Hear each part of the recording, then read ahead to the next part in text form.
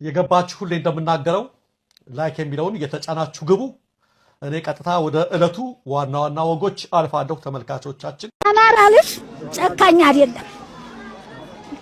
አይደለም፣ ይራራል። እዚህ ራሱ ተከትለው ልጆቻቸውን የኦሮሞ ልጅ ታቅፈው ይመጣሉ። እነሱ ቢሆኑ ግን ያርዳቸዋል። ህፃኖቹን ነው እያረዱ የጣሏቸው፣ ህፃኖቹን ነው እየቀጠፉ የጣሏቸው። በአማራ ክልል ያለው ሁኔታ በፍጥነት እየተቀየረ ነው። እንደምታስታውሱት የብልጽግና መንግስት በአማራ ላይ የአስቸኳይ ጊዜ አዋጅ አውጥቶ መንገድ በመዝጋትና መብራት በማጥፋት ክልሉን ለመቆጣጠር ሞክሯል። ይህ ጦርነት ዓመታትን ያስቆጠረ ቢሆንም አሁንም ወደ ከፋ ደረጃ ተሸጋግሯል። ፋኖች ለአማራ ማንነታቸው ሲሉ እየተዋደቁ ነው። እነዛም ከዛ ጋር በተያያዘ የአማራ ብልጽግና አመራሮች አካባቢ ጊዜያዊ ማስጠንቀቂያ ተሰጥቷል። ፋኖች እነዚህ አመራሮች አካባቢው ለቀው እንዲወጡ የተወሰነ ጊዜ ሰጥቷቸዋል። የብልጽግና መንግስት አማራን ለማጥፋት ከሚጠቀምባቸው ስልቶች አንዱ አማራውን በአማራው ማጋጨት ነው። ሰላም ጤና ይስጥልን ውድ ተመልካቾቻችን፣ አድማጮቻችን ከሰዓቱ አበይት መረጃዎች ጋር እኔ ደረጃ ሀብተወልድ ነኝ። እንደ መግቢያም በአማራ ክልል ሰሜን ወሎ ዞን የቁቦ ከተማ ማዘጋጃ ቤት ለሁለተኛ ጊዜ ዛሬ አዳሩን መቃጠሉን የደረሰን መረጃ ያመለክታል። ይኸው ማዘጋጃ ቤት ባለፈው ጥቅምት ወር ማንነታቸው ባልታወቁ ታጣቂዎች ተቃጥሎ እንደነበር እንዲሁም በዛ ዕለት በአማራ ክልል ሰሜን ወሎ ዞን የቁቦ ከተማ አስተዳደር የብልጽግና ጽሕፈት ቤት ኃላፊ የነበሩት አቶ ደርቤ በለጠ በታጣቂዎች እንደተገደሉ መዘገቡ ይታወሳል። የከተማው ማዘጋጃ ቤት ትናንት ለዛሬ አዳሩን ለሁለተኛ ጊዜ በድጋሚ የተቃጠለ ሲሆን በውስጡ የነበሩ ዶክመንቶች በሙሉ ወደ አመድነት መቀየራቸው ታውቋል። በሌሊት ለተፈጸመው ለዚህ የተቀነባበረ ቃጠሎ እስካሁን ኃላፊነቱን የወሰደ አካል የለም። ኢትዮጵያዊነት በሽታ ነው ሲሉ ጀነራል ክንፈ ዳኘው ተናገሩ። የሜቴክ ዋና ዳይሬክተር የነበሩትና የሰሜኑ ጦርነት ተከትሎ በሙስና ክስ ታስረው ከፕሪቶሪያው ስምምነት በኋላ የተፈቱት የህወሓቱ ሜጀር ጀነራል ክንፈ ዳኘው ኢትዮጵያዊነት በሽታ ነው በማለት የተናገሩት ብርሃ ሾው ላይ በመቅረብ ነው። በዚህ ሚዲያ ላይ በመቅረብ ከጋዜጠኛ መድህን ገብረስላሴ ጋር ባደረጉት ቃለ ምልልስ ኢትዮጵያዊነት በሽታ ነው አንፈልገውም በማለት ነው የተናገሩት።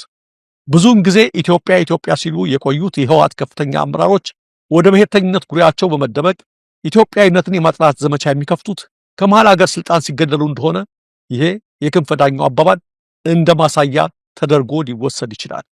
ከዚህ በፊትም ጓደኛቸው የኢንሳው ኃላፊ ጀነራል ተክለ ብርሃን እስካሁን የሚቆጨኝ አንድ ነገር ቢኖር አማርኛ መማሬ ነው ማለታቸውን አንዘነጋው። ይህን ያሉት መቼ ነው? ከስልጣናቸው ተገለው ወደ ትግራይ ከሄዱ በኋላ ማለት ነው። ይህ ስልጣን ላይ ሲሆኑ ኢትዮጵያን ይወዷታል፣ ይለብሷታል፣ ሲበርዳቸው ያወልቋታል። የጀነራል ክንፈ ዳኘው ንግግር ዛሬ በርካቶችን እያነጋገረ ነው የሚገኘው በማህበራዊ ሚዲያው ላይ። ለእኔ ግን የሚደንቅ አይደለም ነው የሚለው። የሚደንቅ አይደለም። ብሔረተኞች ሁሌም ያው ናቸው። ኢትዮጵያዊነትን ሲሞቃቸው የሚያወልቁት፣ ሲበርዳቸው የሚለብሱት ነው። ስለዚህ ንግግራቸው ሊገርመን አይገባም። ዓለም አቀፉ የፍልሰተኞች ድርጅት በምህጻረ ቃሉ IOM የጀርመንና የእንግሊዝ መንግስታት ከኢትዮጵያ ሙያተኞችን ቢፈልጉ ኢትዮጵያ ግን ለዚህ ዝግጁ አይደለችም አለ። ዓለም አቀፉ የስደተኞች ድርጅት IOM ባወጣው ሪፖርት ጀርመንና ዩናይትድ ኪንግደም በኮንስትራክሽን በጤናና በቴክኖሎጂ ዘርፎች ከኢትዮጵያ ሙያ ያላቸውን ሰራተኞች ለመቅጠር ፍላጎት አሳይተዋል። ለዚህም ሲሉ ለወዳቸው ያደሩ የብልጽግና ተላላኪዎችንና ለአማራ ሚሊሻዎችን በመጠቀም ግጭት ለመፍጠር ሞክረዋል። ነገር ግን እነዚህ ኃይሎች እውነቱን በመገንዘባቸው የብልጽግና መንግስት ያስደነገጠ አዲስ ውሳኔ ወስነዋል። ከእንግዲህ ወገኖቻቸውን እንደማይጎዱ ተናግረዋል። የአስቸኳይ ጊዜ አዋጅ በአንድ የክልል ወይም ሀገር ውስጥ ሰላምና ጸጥታ ሲደፈርስ መንግስት የሚወስደው እርምጃ ነው። ይህ እርምጃ መንግስት ተጨማሪ ስልጣን እንዲኖረው የሚያስችለው ሲሆን ሰዎችን ያለ ፍርድ መያዝ፣ እንቅስቃሴን መገደብና የመገናኛ ዘዴዎችን መቆጣጠርን ይጨምራል። ብልጽግና መንግስት በአማራ ክልል የአስቸኳይ ጊዜ አዋጅ ያወጀው ክልሉን ለመቆጣጠርና ሕግን ስርዓትን ለማስፈን ነው ተብሏል። ይሁን እንጂ እርምጃ በአማራ ማህበረሰብ ዘንድ ከፍተኛ ተቃውሞን አስነስቷል። የብልጽግና መንግስት በአማራ ክልል ላይ የሚወስዳቸው እርምጃዎች የአስቸኳይ ጊዜ አዋጅን ብቻ ያካቱ አይደሉም። መንግስት በተጨማሪ መንገዶችን በመዝጋትና መብራትን በማጥፋት ክልሉን ለመቆጣጠር እየሞከረ ነው። መንገድ መዝጋት በአካባቢው ማህበረሰብ ላይ ከፍተኛ ተጽዕኖ አሳድሯል። ሰዎች ወደ ስራቸው ቦታቸውና ትምህርት ቤታቸው መሄድ አልቻሉም ተብሏል። የንግድ እንቅስቃሴዎች ተስተጓጉሏል። ምግብ እና መድኃኒት አቅርቦትም እጥረት ተፈጥሯል። በአማራ ክልል ያለው ሁኔታ ፈታኝ ነው ተብሏል። የአስቸኳይ ጊዜ አዋጅ የመንገድ መዘጋትና የመብራት መጥፋት በአካባቢው ማህበረሰብ ላይ ከፍተኛ ተጽዕኖ እያሳደረ ነው።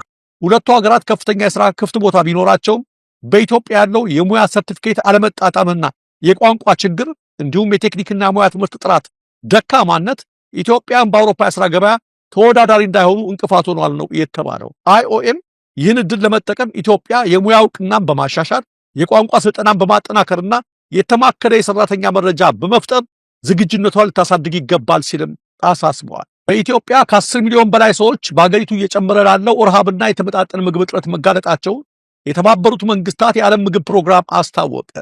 ድርጅቱ በዛሬው ዕለት ባወጣው መግለጫ ኢትዮጵያ ውስጥ ለሚያከናውነው ስራ የሚውል ተጨማሪ ገንዘብ በአስቸኳይ የማያገኝ ከሆነ ለ3.6 ሚሊዮን ሰዎች የሚያቀርበው የነፍስ አድን ምግብ ድጋፍ በመጪዎቹ ሳምንታት እንደሚቋረጥ አስጠንቅቀዋል። የዓለም ምግብ ፕሮግራም ኢትዮጵያ ውስጥ የረሃብና የተመጣጠነ ምግብ እጥረት እየጨመረ የመጣው ሀገሪቱ ውስጥ ባሉ የተለያዩ ችግሮች ምክንያት እንደሆነ በመግለጫው ላይ ጠቅሷል። ግጭት፣ ቀጠናዊ አለመረጋጋትና መፈናቀል ተቋሙ ከጠቀሳቸው ምክንያቶች መካከል ዋነኞቹ ናቸው። በሀገሪቱ ውስጥ ያለው ኢኮኖሚያዊ ቀውስና ድርቅም እየጨመረ ለመጣው ረሃብና የተመጣጠነ ምግብ እጥረት በምክንያትነት ተጠቅሰዋል። የተቋሙ መግለጫ በመላው ኢትዮጵያ ከ10 ሚሊዮን በላይ ሰዎች ለረሃብና ለምግብ እጥረት ተጋልጠዋል ይላል። ከእነዚህ ሰዎች መካከል 3 ሚሊዮን ያህሉ በግጭትና በአስቸጋሪ የአየር ጠባይ ምክንያት ከመኖሪያቸው የተፈናቀሉ እንደሆኑም አመልክተዋል። የዓለም የምግብ ፕሮግራም በኢትዮጵያ የተመጣጠነ ምግብ እጥረት ያለበትን ደረጃም አሳሳቢ ሲል ጠርቶታል። በአሁኑ ሰዓት የተመጣጠነ ምግብ እጥረት ያጋጠማቸው 4.4 ሚሊዮን ነፍሰ ጡርና አጥቢ እናቶች እንዲሁም ሕፃናት አስቸኳይ ሕክምና እንደሚያስፈልጋቸውም የዓለም የምግብ ፕሮግራም አስታውቋል። ሰዎች ለኑሯቸው መቸገር ብቻ ሳይሆን ሰብአዊ መብቶቻቸውም እየተጣሰ ነው። በተጨማሪም በአማራ ክልል ያለው ሁኔታ በኢትዮጵያ ውስጥም አለመረጋጋትን ሊያስከትል ይችላል የሚል ስጋት ተፈጥሯል። የአማራ ተቃዋሚዎችም መንግስት ለወሰዳቸው እርምጃዎች ምላሽ ለመስጠት ወደ ትጥቅ ትግል ሊገቡ ይችላሉ የሚል ስጋት ወጥቷል። የአስቸኳይ ጊዜ አዋጅ ማለት መንግስት በአንድ አካባቢ ያለው ሁኔታ ለመቆጣጠር ሲል የሚጥላቸው ገደቦችና ልዩ እርምጃ ናቸው። መንግስት የአስቸኳይ ጊዜ አዋጅን የሚያውጀው ህግና ስርዓትን ለማስከበር፣ የዜጎችን ደህንነት ለመጠበቅ፣ አደጋዎችን ለመከላከል ነው እንጂ የአስቸኳይ ጊዜ አዋጅ ዜጎችን መብቶች ሊገድብ፣ እንቅስቃሴ ሊያግድና የመገናኛ ዘዴዎችን ሊቆጣጠር ይችላል። በአማራ ክልል የወጣው የአስቸኳይ ጊዜ አዋጅ መንግስት ክልሉን ለመቆጣጠርና የህግ የበላይነትን ለማረጋገጥ ያለመ ነው ቢባልም የአማራን ህዝብ ቁጣ ቀስቅሷል። የመንገድ መዘጋትና መብራት መጥፋት በአማራ ክልል የሚኖሩ ሰዎችን ህይወት እጅጉ ጎድቷል። ሰዎች ወደ ስራቸው ቦታቸው መሄድ ተስኗቸዋል። ንግድ ስራዎች ተስተጓጉሏል። ምግብና መድኃኒት ማግኘትም ከባድ ሆኗል። ከዚህም በላይ መብራት መጥፋቱ የጤና አገልግሎቱን አውቆታል። የጸጥታ ሁኔታን አባብሶታል። የሰዎች ደህንነት አደጋ ላይ ወድቋል። በአማራ ክልል ያለው ጦርነቱ ውስብስብና ዘርፈ ብዙ ነው። ጦርነቱ የፖለቲካ የኢኮኖሚና የማህበራዊ ሚዲያ ጉዳዮች መስተጋብር ውጤት ነው ተብሏል። በአንድ በኩል የብልጽግና መንግስት ራሱን ለመከላከልና ስልጣኑን ለማስጠበቅ ይዋጋል። በሌላ በኩል ደግሞ የአማራ ተቃዋሚዎች መብታቸውን ለማስከበርና ለክልላቸው የበለጠ የራስ አስተዳደርን ለማግኘት ይታገላሉ። የአማራ ክልል ጦርነት ዓመታትን ያስቆጠረ ቢሆንም አሁን ግን ወደ ከፋ ደረጃ